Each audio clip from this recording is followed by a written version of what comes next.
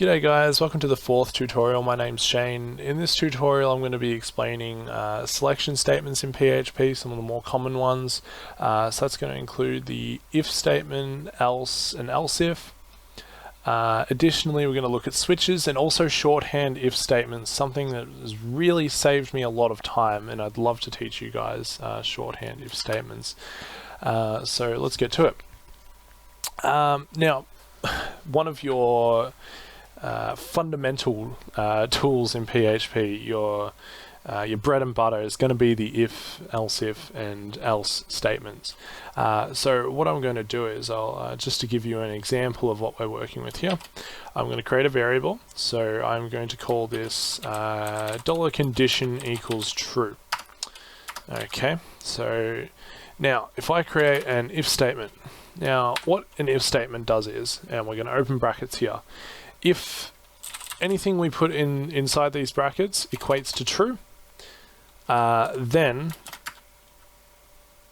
we're going to execute code inside this block. Now I'll explain what these curly brackets mean in a moment. So if $condition, now there are a few new elements for you guys to learn in this tutorial, so bear with me, it's all going to make sense very soon. If open brackets $condition equal. Now the two equal signs says to PHP, okay, so if these two values are the same, then return true. So I'm going to say if $condition is equal to true, we're going to return true. Now it might seem a little bit redundant to do this, but bear with me, I'll provide some more practical examples soon. This is just for illustration purposes. Now as you can see here, because condition is equal to true, we're going to get a true response from this operation, which is then in turn going to execute what we have in our brackets here, or our braces, sorry, in our if statement, because it's true. So I'm going to say echo it works. Great. Now what these brackets do is they say, okay, well, if this is true, execute everything inside this block. They denote a block. So if I put something outside these brackets, so let's say does not matter, this runs anyway, this code's going to run no matter what. Whether or not condition's true or false, it doesn't matter, because that's the only code, that's the only block that's affected. Okay, so I'm going to run this, and here we go. So we've got it works, doesn't matter, this runs anyway. Now you're going to see how that comes into play in a moment. Say I change condition to false, so it's no longer equal to true anymore. So what's going to happen is we're not actually going to get our it works. That's not going to run, but this will still appear because this is outside that block, and that code gets executed regardless. Okay, so what's really neat about the if statement is I don't have to put this in here. I don't have to make another statement and go if $condition is equal to false, then run this code. Oops.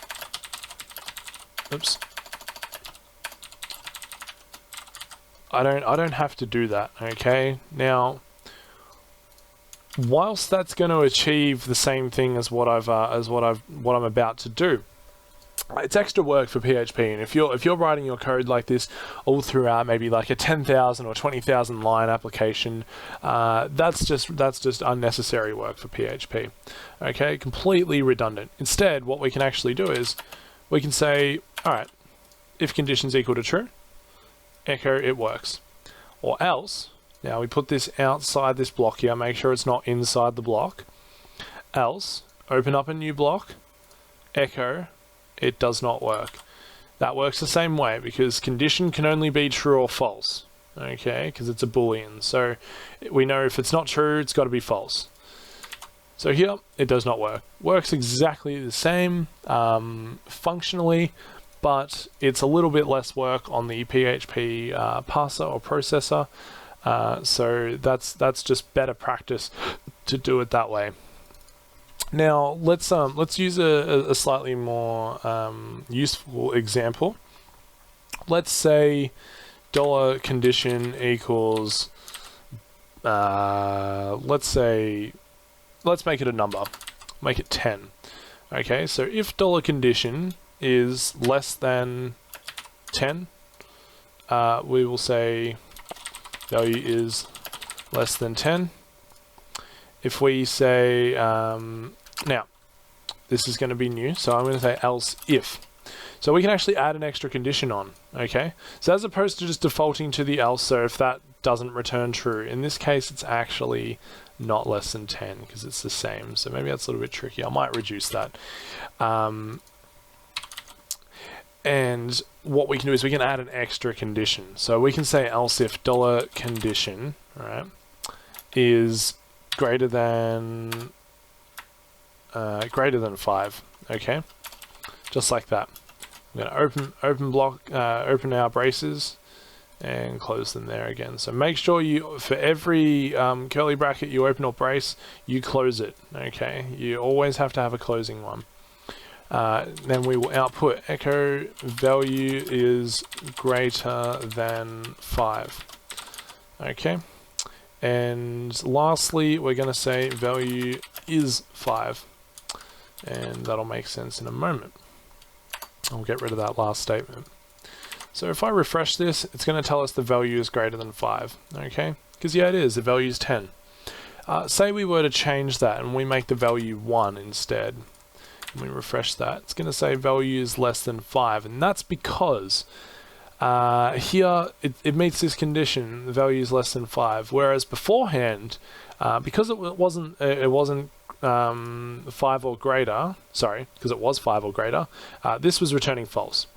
So it was moving on to the next statement, and it was going, oh, well, is it greater than 5? And yes, well, it was greater than 5, so it would actually execute this block, and it didn't worry about any of the rest. See, at the moment, because it's less than 5, it's going, yep, this is true, awesome, runs this code, and forgets about these two. They don't matter anymore because the condition's been met. That's it. So for our last example here, if I make the condition equal to 5, we're actually going to get that last statement. We'll say value is 5. Now, that's because it's technically not less than 5, and it's not greater than 5. It is 5. So our else statement will pick that up. Okay, so that's how the if, else, and else if statements work. They're pretty straightforward. They take a little bit getting used to, but yeah, it'll all make a little bit more sense in future tutorials when you work with them a little bit more. Just to demonstrate what's actually happening behind the scenes here, if I were to output echo condition less than 5, right? What it's going to do is actually going to give us a 1. Okay. Now the 1 is the same as true. Okay. So in PHP, 1 and true are the same thing. So yeah, condition less than 5 will give us 1. If I say condition greater than 5, it's actually going to give us nothing or false. Okay. So in our if statements, if we have, well, if condition is greater than 5, because we're getting that 1 or true, then it's going to execute this block, which is fine, and that's what we want. So that's sort of what's happening behind the scenes. That is returning a value, and that's sending that value through to our if statement saying yes, well, it's true. So execute your code, please. Okay, so an alternative to using if statements, like we just did, say we go, okay, so I'm going to say condition equals banana, okay. Now, you might notice with some, if and else if statements, they could get very big. You could have 30 else if conditions, okay, and it can look a little messy, and sometimes it's unnecessary if you only need to execute a small amount of code for each one. So rather than having all these code blocks everywhere and a big mess, you can instead use what's called a switch statement. So you can say switch, and you can pass through a condition. Okay, so in this case we're using $condition, which is our banana. Okay, the switch statement doesn't know that though. So remember, open and close those curved brackets, open and close curly brackets or braces for our block of code. And if we write case, now here we can go case apple. Okay, now the colon's important. Case apple colon. Here we can write some code, so we can say, okay, echo the fruit is an apple. Okay, and followed by break, which says, okay, well that's the end of this case. That's the end of all the code we want to execute if it is in fact an apple. Okay, now I'm going to save that, run that, nothing's going to happen because, well, we have a banana. So let's say I add an extra case. So this would be like having if $condition equals apple, then echo this, and then else if $condition is equal to banana, right? Open block, and then echo the fruit is a banana. This is just a little bit simpler because like in this case where we don't have to execute a lot of code, it's just a slightly, in my opinion, neater way of doing a bunch of if and else if statements. You do have a little bit more versatility with those, however, but when you only need to check a small value just like this in a very simple manner, switch statement is very practical. So here we've output the fruit as a banana, very useful. And lastly, if you want to have an else equivalent, that's using the default clause there. So if we go default, echo fruit not recognized, okay, and don't forget the break. We will go, let's say it's a pear in this case. So obviously it's not going to match apple, it's not going to match banana, but we're going to match the catch-all. So this is what runs if we don't match any of these cases. Refresh, fruit not recognized.